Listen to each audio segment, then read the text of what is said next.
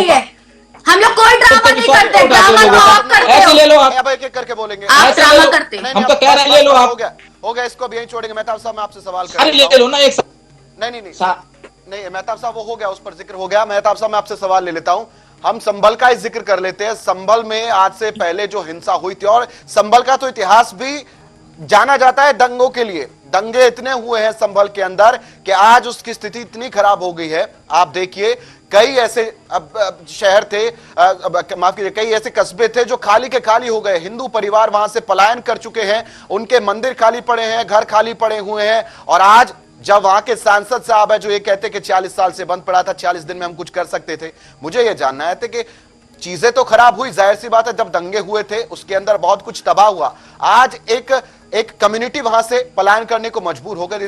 उसके बाद भी हम जब ये कहते हैं कि वहां एक मंदिर है उसमें पूजा करने की वो बात करते हैं, तब भी हम वही पुरानी बातें दोहराते हुए नजर आते हैं कि यहां पर ये सब नहीं होने दिया जाएगा। या आपको नहीं लगता ये वो जो दंगों वाली जो पहले सियासत चली थी एक बार फिर देश में वही होती हुई नजर आ रही है? सर आप मुझे बताइए, देश में कितने दंगे हुए? खाली संभल में तो हुआ नहीं, गुजरात में कितना खतरनाक दंगा हुआ। बिल्कुल दिल्ली लेके नहीं घूमते पुलिस ऑफिसर। प्लानिंग थी कि लोगों को डरा दो पहले, हाँ। ताकि दोबारा वो सामने आके खड़े ना हो। अच्छा, इसलिए लोग मारे गए हमारे। मैं आपके इस बयान को जानबूझ से गोली मारी गई, मैं आपके इस बयान को जानबूझ के मेहताब लोगों साहब को कोट मारा कर देता गया, हूं। मेहताब साहब, ताकि मैं आपके बयान को कोट कर देता हूं। सवाल मैं स्वामी जी से पूछ लेता हूं।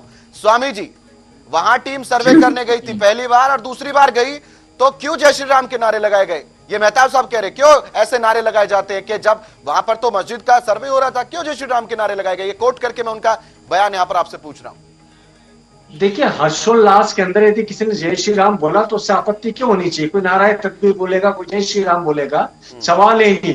उज्जैन में महाकाल की सवारी निकलती है, मुसलमान उसका स्वागत करते हैं, जय महाकाल बोलते हैं। हर्षोल्लास कैसा? वहां तो सर्वे हो रहा था, कैसा हर्षोल्लास? वहां कोई क्यों नहीं? जबकि साबित हो रहा है, सदियों से न्याय के लिए इंतजार था। उस न्याय के लिए वहां पर यदि सर्वे टीम गई तो हमें तो निश्चित था कि वहां पर कहीं ना कहीं हिंदू मंदिर के अवशेष मिलने ही मिलने, हिंदू मंदिर मिलना ही मिलना है। मैं आपसे कहता हूं, मैं मान रहा हूं कि देखिए, महाकाल की सवारी निकलती है, मुस्लिम समुदाय भी उसका स्वागत करता है, जय श्री महाकाल करता है, तो इसके अंदर कहीं आपत्ति होती है क्या?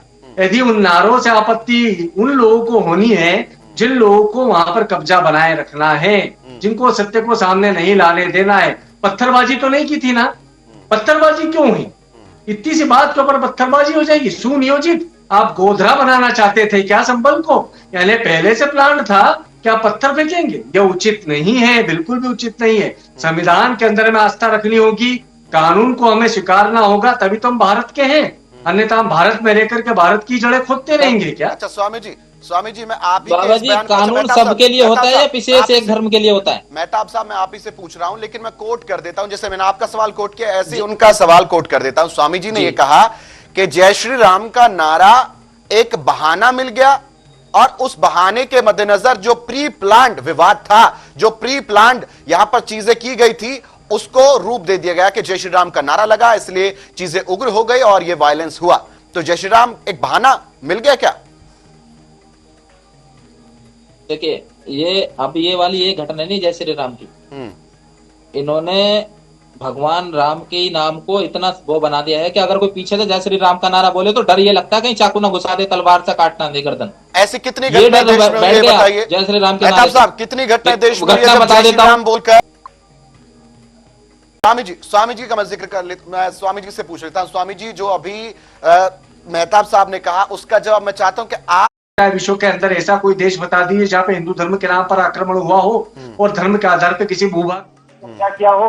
वो पूरे विश्व का इतिहास कहता है कि इस्लाम जहाँ जहाँ पर गया, इनके आक्रांता जहाँ जहाँ पर गए, आक्रमणकारी बन करके, अच्छे इस्लामी लोगों की बात नहीं कर रहा हूँ, जो आक्रमणकर्ता बनकर उन्होंने विश्व के अनेक देशों के ऊपर अत्याचार ही किया है, वहां पर शरिया कानून के तहत मानवता को शर्मसार किया है। तो ऐसी स्थिति के अंदर ये बात कर रहे हैं कि मुंह में राम वाली, या हम जिसके पीठ में छुरा बोलते हैं, अरे पीठ में छुरा को लैंड जिहाद के रूप में, लैंड जिहाद के रूप में रेलवे स्टेशन के बाहर रखने वाले जिसके सलाम मेरा उनके अंदर कब्जे के रूप में आप माने भर की चीजें नोट करते चाहिए। इस देश के अंदर नकली नागरिकता, नकली तरीके से नागरिकता हासिल कर हमारी डेमोग्राफी को चेंज करना, वो किसी और धर्म ने नहीं किया, किसी और संप्रदाय ने नहीं किया, इनके संप्रदाय ने किया। और इनके जो रहनुमा है, उन रहनुमाओं को ऊपर जब जवाब दिया जाता है तो बांग्लादेश के अंदर हिंदुओं की स्थिति क्या होती है आपने देख लिया।